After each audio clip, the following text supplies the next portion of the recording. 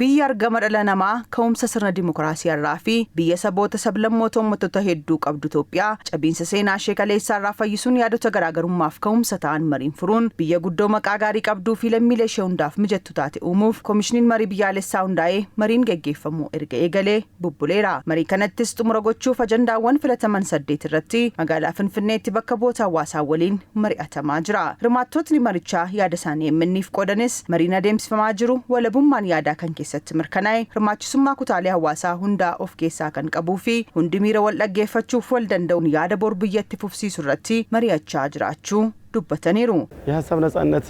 ገደብ የለም ወለቡማን ያዳ ዳንጋን ቀቡ ሁንዲ አጀንዳ irratti mari'atamu irratti bilisaan yaada isaa kennaa miira tasgabbaan wal dhaggeeffachuun irratti mari'atama hirmaachisummaan isaas kutaalee hawaasaa hunda of keessaa waan qabuuf gaariidha ሁሉም ክልል ማለት ነው ሁሉንም የህብረተሰብ ክፍል ባማከለ ባሳተፈ መልክ naannolee hundarraa kutaalee hawaasaa hunda keessaa kan bakka bu'an kan hirmaachiseedha qaama miidhamtoonni dubartoonni dargaggoonni fi kanneen biroo irratti hirmaachaa jiru kun hirmaachisummaan isaa wal qixa ta'uu agarsiisa inni kan biraa immoo aadaa wal kabajuu wal dhaggeeffachuu as jiru hedduu namatti tola walumaa galatti waliin ta'uun miira wal danda'u yaadota biroo biyya ijaaran irratti mari'achaa jirra. Kudhanii kaasee hamma 500tti gizee dhufnu nama ulfina qabu nama jaalala biyyaa qabu hundaan paartoliin illee kan biyyattii kanaa ta'u kan biyyattii kana walitti araarsu dubbatanii jecha tokkummaa yaadni kun yaada marii biyyoolessaa yaada biyyattii gargaaru yaada ilmaan keenya boritti tarkaanfatan waliin mari'annee jecha yaadotaaf dhimmoota garaagarummaa lammiilee biyyattii gidduutti himaa turan furuu ni danda'u jedhamee ajandaawwan qabaman irratti gadi fageenyaan mari'atamaa jiraachuu kan himan hirmaattonni kunneen marichi yaada furmaata jaarsa biyyaaf ta'u kaa'uun boqonna haaraa ni uumaa amantaa qabaachuu isaanii dubbataniiru. ማህበረሰቡን ይወክላል ብለን የተነጋገርነው ብዙ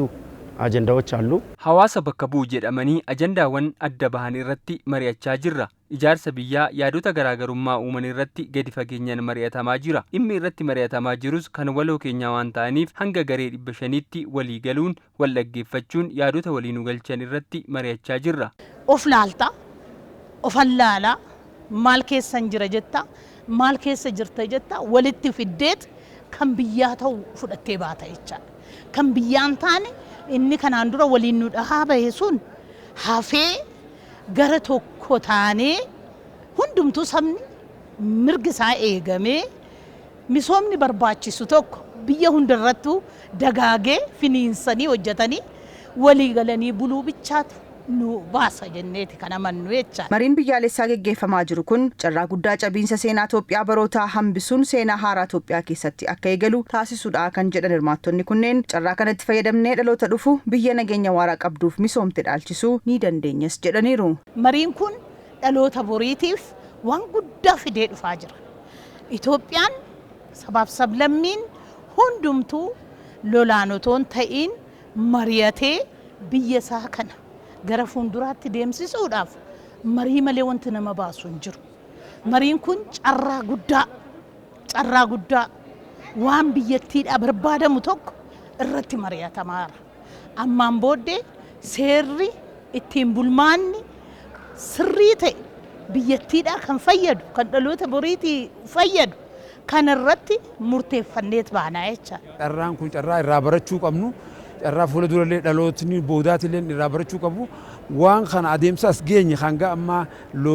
lolumaan wal xiitiidhaan wal jecha as gee kana jijjiirree